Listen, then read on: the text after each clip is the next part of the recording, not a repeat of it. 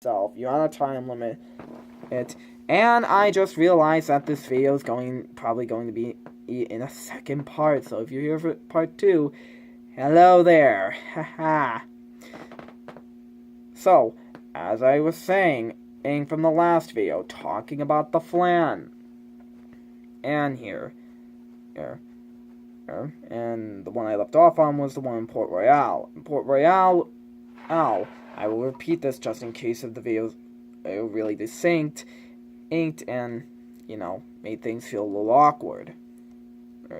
So, in Port Royale, what you have to do is just shoot at the incoming flan trying to get to the port itself. You can use a bell in the center to shoot about 3 or 4 times, I think. In all rows. There's a big flan in the back flying in the sky that won't come any closer, but it gets you big points. And then the final flan is one where you just have to jump on top of its heads, but don't jump into the ones with gaping maws or jump onto the ground. Jump on the ones with the sparkles to move on to the next area. And then it is kind of easy, but it gets tricky because at some point you jump so high that you'll start free falling. That can mess things up. But I got used to that very quickly. It only took me 2 tries for that. And then you get your Orichalcum Plus and the Flaniversary badge, which is a nice accessory, by the way. It is. Anyhow, after that, your other Orichalcum Plus comes from collecting 80 of the lucky emblems, and you also have to find a chest that has Orichalcum Plus in the Pirates of the Caribbean world, anyways. So pretty much that's all the Orichalcum Plus you get. But to get the one in the Eclipse sector, you basically have to defeat the Omega Machina, or Mechana, however you pronounce his name. And to do that, you will need to eat several different gummy ship missions. And a few of them are bosses, by the way, and they are those special pink ink ones that can be pretty difficult to deal with. So you're going to need a pretty decently powerful gummy ship. If you're not confident enough in the build line your own due to time restraints or anything, get like the High Wind level 4 if that's available from the shop. If they got the peak, perfect. But aside from that, at the Omega Machina, make sure you have a repair kit, because that fight is very lengthy. But once you get that, you'll have 6 out of 7 Orichalcum Pluses. Now before you even get to like the Keyblade Graveyard itself, you have to go through quite a maze of an interior of a big old ship, just to get out of there, and then face the Colossal Pyramid, which is like a mini version of the Omega Machina. Just so you know, I got an A rank on my first time around, so it's like, dang. Anyhow, onto the Keyblade Graveyard, and the first fight we have there is basically the thousands upon thousands of Heartless, Nobodies, and Unversed. Which you think, this is going to be a long and challenging fight because of all these various Heartless, Nobodies, and Unversed, right? Not really, because you literally have the magical train. You have the train come back for the second time and the final time in the entire game when you used it earlier against the Rock Titan in the Olympus world. Yeah, that was an underutilized attraction flow because they only had to appear for special segments. Why couldn't they do that for the other worlds upon the other ones as well? Like the water ride one. They could have used that for Monstropolis or something. They could have done that. Just saying, they could have made some theme to other worlds only. But anyways, once you get to the Keyblade Graveyard and defeat all those various foes, you proceed through the story a little bit more, while everybody else is ahead, and this is the part where things start getting a little bit screwy here. Tyranno shows up and basically, knocks down Ventus within one blow. Like, Ventus, you can take more than one hit. You are not that weak. But then again, he's been asleep for about more than a decade, so what am I saying? Then Tyranno targets Kairi, and she does nothing. Keep that in mind, because you're gonna see a little bit more harshness is coming out of me about Kairi.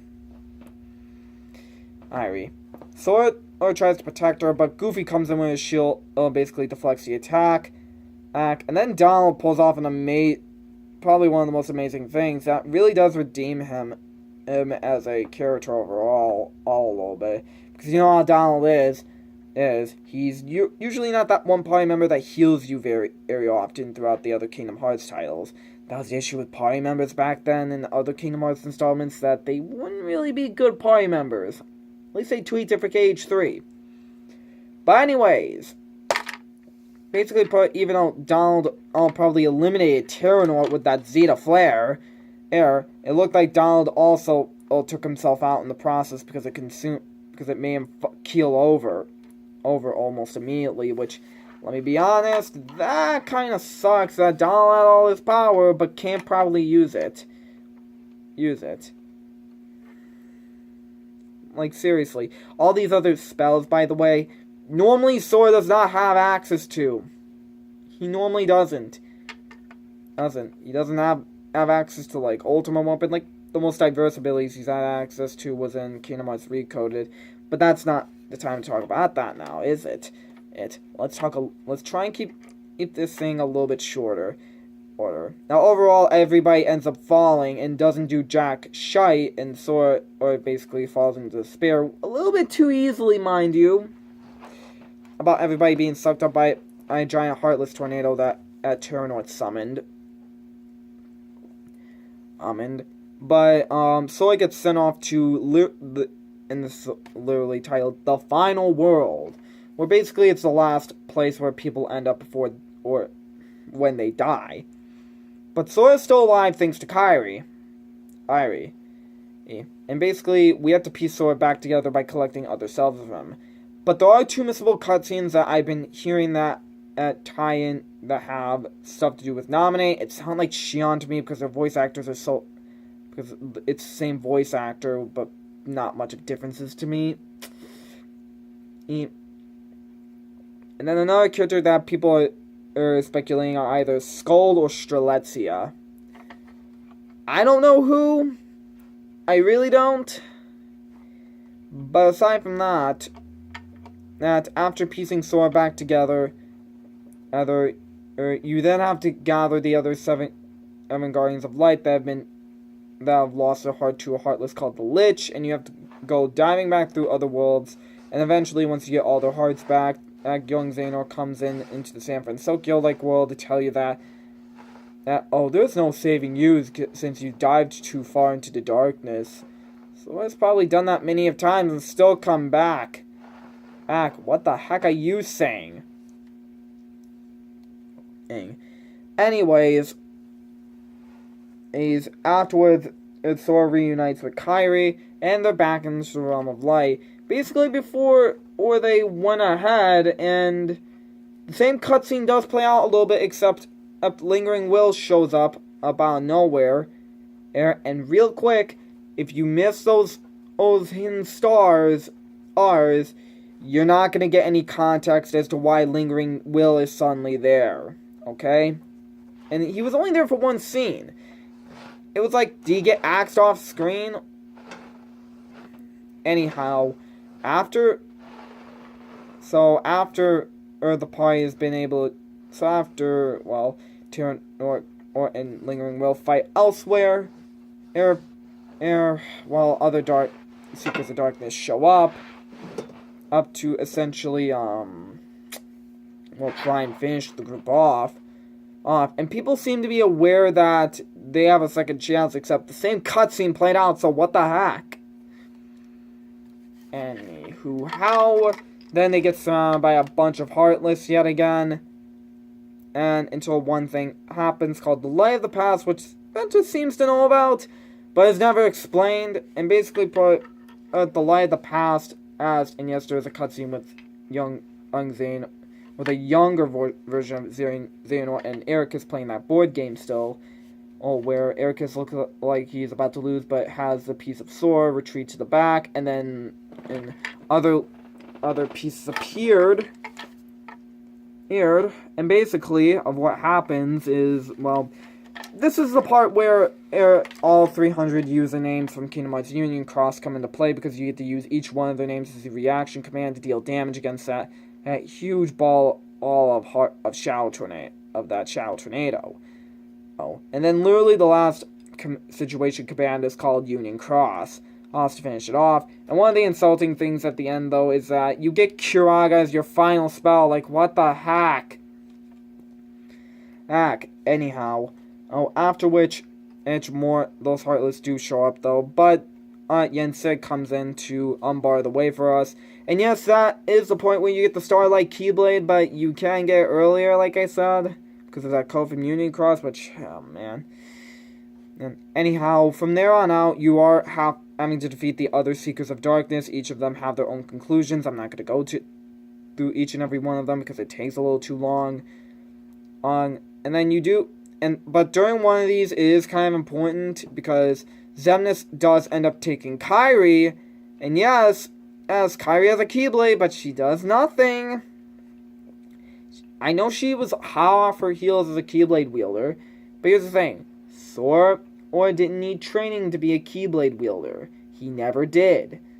And Kairi and Lee were in a place that basically had time, it was non-existent there. So it's like, what the heck? Kairi didn't do nothing, and then we get to the last of the Xehanort, to the other Seekers of Darkness, which is Ansem, Seeker of Darkness, is Xemnas and young Xehanort. After defeating those three, old man Xehanort himself brings Kairi up because, well, they need one more Seeker of Darkness. Sorry about the light, that happens. To get the 13 keys to summon Kingdom Hearts. And again, summoning Kingdom Hearts, I feel like it just has its own rules every time. But Light and Dark have to clash one more time, and basically Xehanort with one slash kills off Kairi. And pretty much Xehanort has been able to summon Kingdom Hearts and being able to get the Kai Blade, because I'm calling it that because it's easier to understand, and plus it's less confusing than calling it the Keyblade. All hope seems lost until it's explained that Xehanort is somehow a portal himself due to being able to travel through space and time. Like, what the heck? Alright, so basically the party summons a big old key beam over the Xehanort, and he was surprised as a portal summoned from him, and basically we get sent off to Scarlet Kylum, the final battlegrounds for the final boss. And that world's not really explained so much, so yeah, you're not going to get any context around there. Like, people were wondering, oh, this world looks amazing and interesting. I wonder how well we're going to get to explain it. Nope. Basically, it's just saved for the final battle area. You do fight other masked versions of the other members of the true organization. Again, they all share the same health, mind you, so no matter what one you defeat, they'll go down. Afterwards, Xehanort just pulls his other selves into him, and basically becomes, well, an armored freak of a boss. And yes, I will say one thing, the final world did have the most challenge in it. And the other bosses sadly did not. So, the final boss. Let me talk about this one. It's lengthy, but I did enjoy it. The final boss felt pretty good. And overall, even though I have multiple phases, it did give me a challenge. I did like that. It even came close to death a couple of times. Now, that's only like the first, like Xehanort's first form. First form, but has 3 phases. After that, he's out of his armor, but has the Kai Blade on him. So that makes him a little bit trickier to deal with because he still has those warping attacks. Although, as he loses health, he does summon Kingdom Hearts within Scarlet Kylum, and becomes amped up. His attacks become stronger, and he does have some different attacks as well. At one point in the fight, he does take away the light out of Sora, and you have to use Rage Form. Yes, you're forced to use that to get the light back. But here's the thing, that can be a bit easy as long as you're avoiding attacks. Though, Xehanort does not look like he has a good chance at being stunned. Which, that's one thing I've been noticing about that boss fight. You don't know when he will have an opening. It's not so clear, which I don't like that. Now, now let me think. Xemnas had clear openings himself in his final boss in Kingdom Hearts 2, the final mix version, by the way. Like, there was some clear openings I could see there for an attack, and I knew what they were, because I've seen a few videos in the past and such. And plus, from my own gameplay experiences. But, let's see. Once you get Xehanort down to 1 HP, you have to use something called Last Ray. And this is saying, oh, use the true power of the Keyblade to finish off Xehanort. So shoots it off, but Xehanort easily deflects it before it could even reach him. With a special barrier. And basically, Xehanort uses the power of Kingdom Hearts, and it looks like you get a game over. Except, it's not the usual game over screen. I didn't get a game over once, mind you. Not once. So I didn't know what the game over screen looked like. And it did look different, because it looked like Sora was falling back still as the screen was black. Except no option showed up. When you move your analog stick, you hear like a heartbeat sound, along with Donald and Goofy's voice calling out to Sora. Or, after a little bit more of the analog stick waggling, you get the option to choose Trinity, to basically call upon the power of your friends. Once you do that, this is basically the finishing blow for Xehanort. But, after seeing a video, I do admit, Sora should have been the one to just finish off Xehanort. Because here's the thing, I know Sora's friends are his power, but he needs to show some backbone that he does have his own power even by himself. He really needs to show that about himself and admit it. Because Sora was able to overpower tough foes in the past by himself. He's overpowered Roxas, who is a lot stronger compared to the other organization members. Mind you, maybe not as strong as Xemnas, but still pretty powerful. In many of other fights as well, Sora's had to go up against. And by himself. So, let's talk about the ending, shall we? The ending to the game was overall... Alright, Kairi does come back at the end, and everybody else gets a happy ending, except Sora. He just gets... The terms everybody's been using is he gets Thanos. As in, he vanishes when the sun starts intensifying at the end of that final scene. It's like, oh no, Sora... Like, I feel bad that he's gone away, but... we know that Sora's story is going to continue, but... Did they have to do that to Sora? Like, we don't quite understand what the heck happened to Sora. We don't know if it was the power of waking or anything, because the power of waking is never really properly explained. And then there's the epilogue cutscene where it shows that Xigbar is actually Lushu all this time. He's just been body hopping all these years until he got his the no-name Keyblade back. And then four of the 5 foretellers show up, minus Ava, wondering what Lushu's role is, and then Lushu's about to explain in a long story about what his role was, along what was probably in the black box. We also see Melissa and Pete before the screen fades to black, and then there was a secret movie where, let's see, in one side it shows Sora, which he is waking up in probably Shibuya from The World Ends With You. And the other one shows Riku waking up in Verum Rex, which was referenced in the Toy Box world. Which is an Easter egg towards Nomura's take on Final Fantasy Versus 13, because he was cut off from working on the project. And it was eventually renamed to Final Fantasy 15. So, with all that, a big dump of me explaining the story, what I think of the gameplay, I did enjoy it a lot, but yes, I do agree it was too easy, and the combat did feel floaty, which I know aerial guard does help in a way, but I didn't quite like it too much about being in the air for too long, because I wanted to eventually get back down onto the ground and just start targeting enemies again. Not stay in the air for a few seconds, and just, hang there.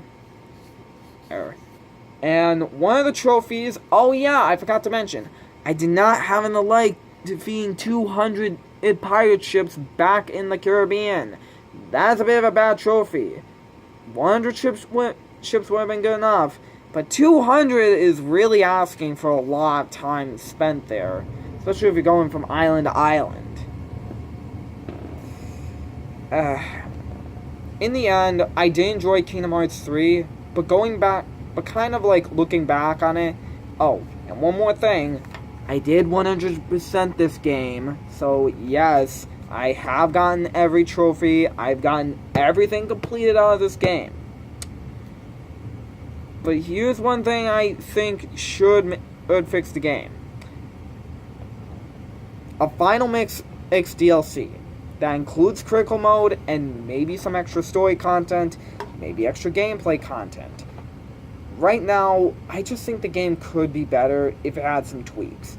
The overall ending cannot be changed, I bet, but some DLC would be nice, and hey, maybe a post-world scene, maybe more of an aftermath scene, and maybe an aftermath world featuring Sora and Shibuya would be nice and may explain stuff.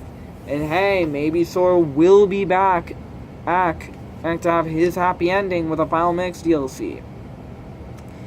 You just may never know. So, this was my little off-the-script review of the game, and me just explaining everything, so, sorry about that. But hey, at least I had some fun making this video.